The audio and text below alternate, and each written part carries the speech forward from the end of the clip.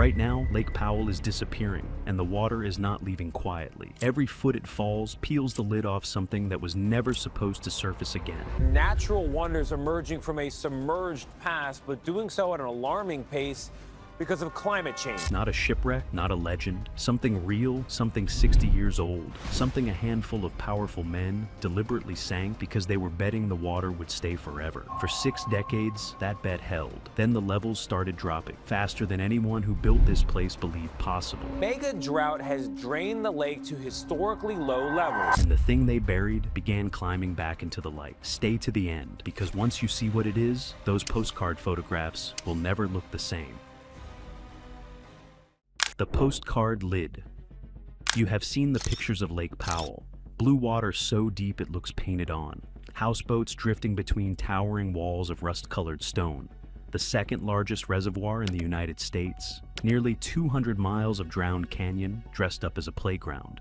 But nobody puts the other part in the brochure. All of that beauty is a lid. And as the water dropped, further and faster than the men who built this place ever believed possible, something underneath began to come back up. So, what exactly did they sink down there 60 years ago? The drowning. You cannot understand what is rising until you understand what was buried.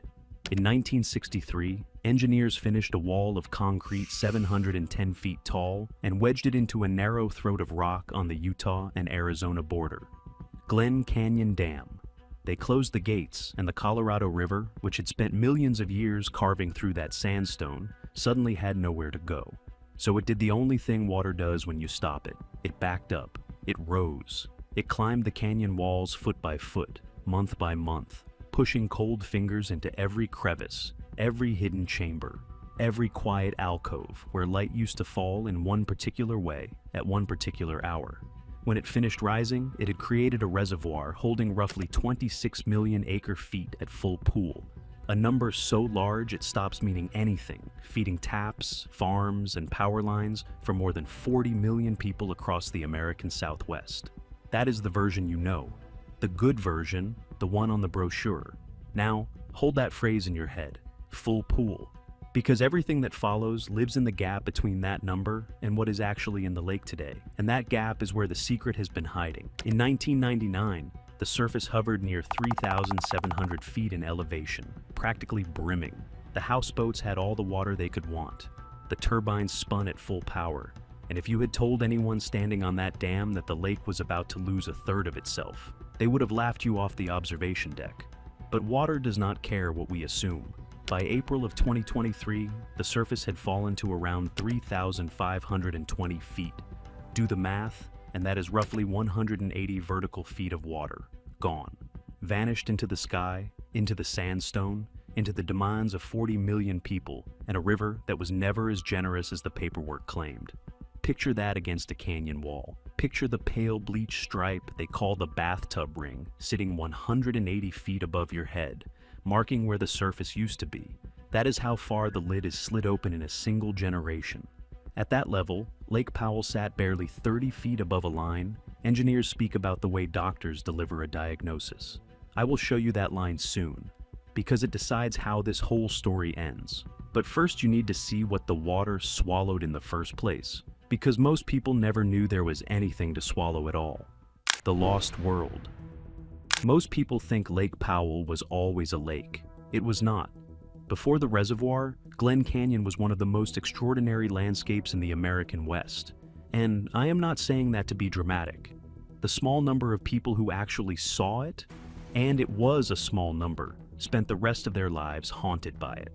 If you want the rest of this descent, hit subscribe right now. This channel goes down into the layers most videos never touch. And what surfaces next is the part almost nobody says out loud. This was a place you could only reach by boat, a river threading through a maze of red rock, past hundreds of hidden side canyons, each one a doorway into somewhere the sun barely reached. A slot would open in the wall, no, wider than a hallway, and if you nosed your boat in and followed the cool shadow back and back, the walls would suddenly soar and curve and close overhead into vast natural chambers of sandstone. The people who stood inside them had no scientific word for what they felt, so they reached for the only word that fit: They called them cathedrals, and one outranked them all. It sat back in a place called Clear Creek Canyon, and everyone who ever stood inside it called it the cathedral in the desert. You followed a narrow thread of water into the rock, the canyon closing tighter until the sky was only a ribbon, and then the walls swept outward into an enormous curved amphitheater carved by thousands of years of falling water. At the far end, a waterfall spilled from a lip high above into a clear green pool. You could speak in a normal voice, and the whole chamber would answer. A single word returned layered and softened from every direction at once. Almost nobody on Earth ever saw it. Before the 1950s, you could count the visitors in the dozens. By the middle of the 1960s, it was gone, 300 feet underwater, silent and dark, with fish drifting through a space that used to ring like a bell. So, how does a place like that simply vanish with almost no one raising a hand to stop it? The trade. The answer is not an accident. It was a trade, a deliberate, calculated trade, and the man at the center of it spent the rest of his life calling it the greatest mistake he ever made. In the 1950s, there was a plan to build a dam at Echo Park, inside Dinosaur National Monument. The conservation movement of that era, led by a fierce and brilliant man who ran the Sierra Club, fought it with everything it had: rallies, testimony, books, a national campaign. And they won.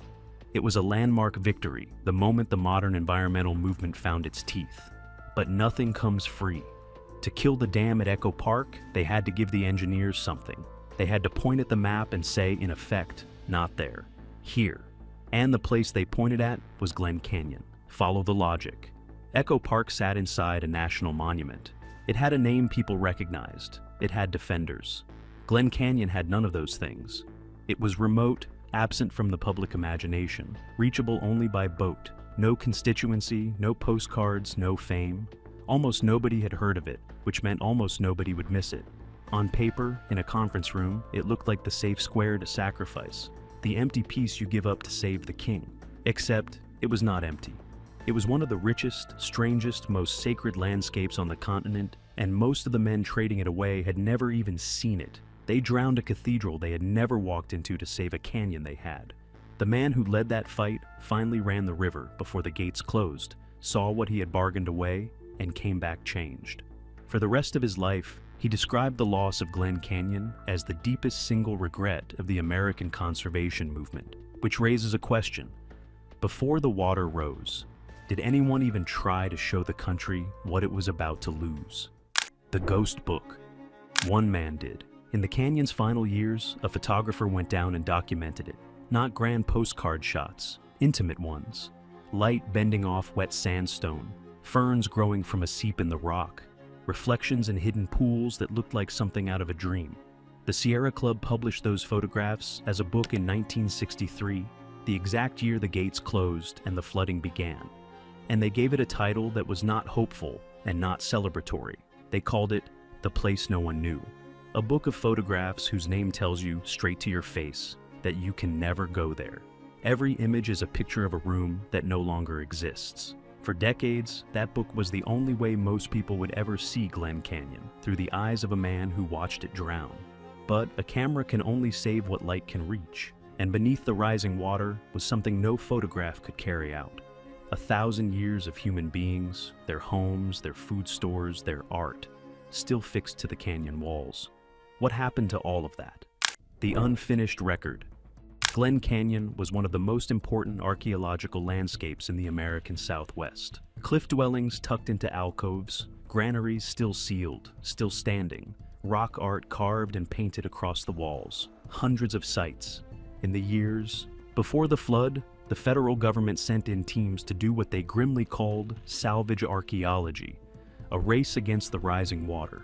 And they knew from the start that they were losing. So, picture one of them.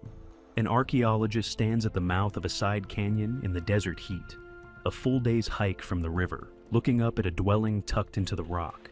800 years ago, a family built these walls, stacked these stones, sealed this granary against the mice and the weather. He can see a doorway, he can see the fingerprints pressed into the mortar, and he checks the schedule, does the arithmetic on the rising water, and walks past it, because there is a more accessible site downstream that his team can actually finish before the flood arrives. Nobody will ever record this one. He knows that as he walks, and he keeps walking anyway because the water gives him no other choice. That happened over and over. The sites they passed went under undocumented. They did not fail to survive history. They failed to survive a schedule. 1,000 years of the ancestral Puebloan world slid beneath the surface, most of it never examined by trained eyes, sealed under 300 feet of green water, where no one would ever walk again. Or so everyone assumed. Broken math. For 40 years, the assumption held. The lake stayed high, tourists came, and houseboats floated 100 feet above the roofs, of ruins no one knew were beneath them. But the decline of Lake Powell is not, at its heart, a drought story. The deeper problem was baked in before the first bucket of concrete was poured. It goes back to 1922, to an agreement called the Colorado River Compact, when 7 states divided the river based on how much water they believed it carried. And hiding inside that meeting was a catastrophe. The years they used to measure the flow were some of the wettest the river had seen in a very long time. They looked at a river swollen with unusual abundance and wrote that abundance into law as if it were normal, promising more water on paper than the river has ever reliably delivered. The entire legal architecture of the Southwest rests on a measurement taken during a fluke. For a while, full reservoirs and heavy snowpack papered over the arithmetic. But you cannot outrun arithmetic forever. Every year, the states drew their full legal shares from a river that could not refill them, and the 2 great bank accounts of the Colorado, Powell, and Meade quietly began to empty. Then the drought arrived. Research published in 2022, built on tree rings and climate records, placed the dry period beginning around 2000 as the most severe this region has endured in at least 1,200 years, and traced roughly 42% of that severity to human-caused climate change. We did not just draw a dry hand, we tilted the table. Put the overdrawn compact and the mega drought together, and you get structural decline, a reservoir designed for a river that no longer exists. And as the water peels back off the sandstone, foot by foot, everything is sliding toward one specific number, a single elevation that decides whether this system lives or dies. What happens when the lake touches it? Dead pool. The number is 3,490 feet. Engineers call it dead pool, and it is worse than it sounds. Glen Canyon Dam does not simply hold water back, it pushes water through. Deep inside the concrete are outlets and turbines, and the whole mechanism depends on pressure, on enough water stacked above the outlets to force flow through the pipes. That force is called hydraulic head, and it is what moves the river. Below 3,490 feet, that muscle is gone. The pipes are still there. The river is still there, above and below, but the dam can no longer connect the two. It stops being a machine and becomes a plug.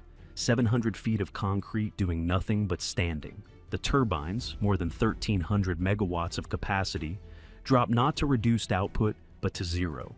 In 2023, the lake came within about 30 feet of that line. And this is not one crisis, it is 2 roped together. Lake Mead, the reservoir behind Hoover Dam that serves Las Vegas, Phoenix, and Los Angeles, is filled mostly by Glen Canyon's releases. Powell fills Mead. If Powell can no longer release water, Mead does not decline. Mead falls off a cliff. 2 dams, 2 dead pools, tied together like climbers on one rope. And when one goes over the edge, it drags the other after it. So, while the engineers watch that number, watch the other thing the falling water has been doing. Remember what everyone assumed about the drowned world? The resurrection. That assumption, the one that held for 40 years, the certainty that no one would ever walk in Glen Canyon again, is the assumption now collapsing in real time. In 2022 and 2023, as the lake bottomed out, the cathedral in the desert came back more fully than it had in half a century. The waterfall the photographer captured in 1962 flowed again, spilling into the same pool his lens had frozen 60 years earlier. People floated into that hidden amphitheater carrying his old book, held the photographs against the living rock, and they matched. This is the secret the falling water has been giving up. The thing that was sunk on purpose climbing back into the light. The place no one was ever supposed to see again was letting people in. Downstream, the long-drowned rapids of Cataract Canyon began to roar back to life. Some people now say, then let it come back. A proposal circulating since the 1990s, dismissed for years as fantasy, argues we should stop maintaining 2 half-empty reservoirs and consolidate the remaining water into Meade alone, letting Powell drain. The logic is simple. The 2 reservoirs lose around 1 million acre-feet every year to evaporation. And Powell loses even more because its porous sandstone literally drinks the reservoir. Why run 2 leaking buckets when you could run 1? But there is a complication buried in the mud. Since 1963, the dam has trapped millions of tons of sediment a year, silt that once flowed down to feed the Grand Canyon, erasing roughly 100,000 acre-feet of storage annually. If Powell drains, the canyon that returns will not be pristine. Some side canyons will come back partly choked with 60 years of silt. Yet even that carries a strange mercy, because sediment flowing again could begin to heal a Grand Canyon starved of it, rebuilding beaches and habitat downstream. And through all of it, one group was never asked. The tribal nations whose ancestors built in that canyon were not consulted before the flooding. They were notified. As recently as 2023, a Supreme Court ruling left the Navajo Nation without secure rights to the very water everyone else has fought over for a century. The oldest claim to the river still stands at the back of the line. So if the water cannot come back, what exactly are we supposed to do? The choice. The choice is not really refill or drain, because climate projections make refilling unlikely no matter what anyone decides. The real choice is whether we plan for a river after Powell with our eyes open, or let it happen to us. The canyon is coming back either way, not because of policy, because of physics. The water is leaving, the drowned cathedral is rising, and no law written in a wet year a century ago can hold it under. If this story changed the way you see that postcard blue water, subscribe right now, because next we go even deeper into the places America flooded, paved, and forgot. And answer me this in the comments. If the river truly cannot refill it, would you fight to keep Lake Powell as the reservoir we have known? Or let Glen Canyon come all the way back, silt and scars and all, and learn to live with the river as it actually is? Drop your answer below. I read every single one.